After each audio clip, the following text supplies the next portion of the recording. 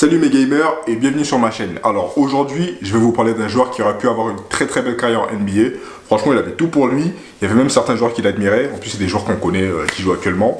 Donc bon, c'est vous dire. En tout cas, musique. Pas de musique ici, hein. Moi, j'ai prévu de regarder mon émission là. Musique ou pourquoi? Il y a une fête ici. Pas de boucan. Je veux pas ça ici. Non, mais t'inquiète, on fera pas tout de bruit. On fera doucement. Musique.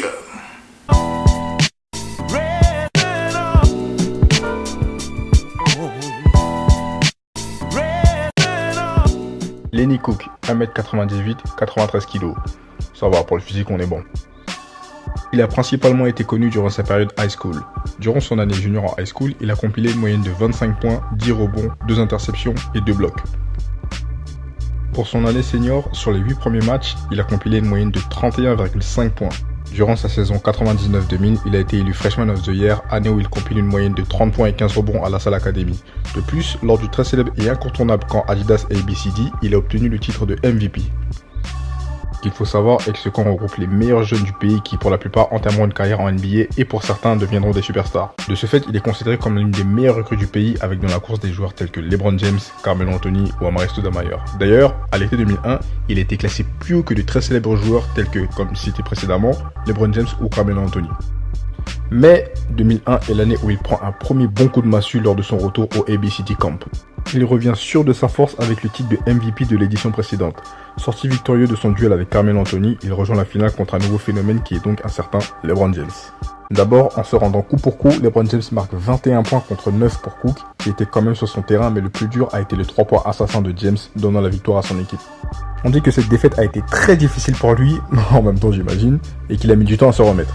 À 1 an de son diplôme, il décide de quitter son école actuelle dans le New Jersey pour une autre à Flint, dans le Michigan, contre l'avis de sa famille d'accueil pour travailler son jeu. Pas bien. Du coup, il est inéligible pour les matchs de la saison, mais il peut juste participer au pick-up game et au tournoi. Il a quand même été classé numéro 4 dans le classement des meilleurs joueurs high school grâce au eSport Round Ball Classic en 2002. Cet accent anglais là. Round Ball. À la fin de son année 2001-2002, quelques facts se montrent intéressés tels que Seton Hall. D'ailleurs ça me fait penser à un joueur que je suivais un petit peu à Kilcar, mais bon, c'est une autre histoire. St. John's, Miami et Ohio State. Malgré ça, il décide de sauter la fac et se déclare éligible pour la draft NBA 2002. Lenny. Cette décision le rend inéligible pour une place en NCAA s'il décide de faire un éventuel retour à la fac. Lenny.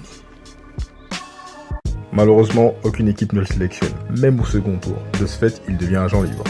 Entre-temps, il joue en Ligue d'été au Rocker Park, en Ligue NBDL, USBL. Il a même été invité par les Boston Celtics en Summer League, mais faute de contrat, il joue aux Philippines ou en Chine par exemple, au championnat CBL. Et ouais, comme quoi les dieux du basket ont décidé autre chose pour lui, hein. C'est dommage, c'est même malheureux, mais bon, c'est comme ça. En tout cas, ça prouve une chose, il faut être patient et il faut être discipliné. C'est comme ça. Voilà, en tout cas, merci beaucoup d'avoir suivi cet épisode et surtout, abonnez-vous à ma chaîne.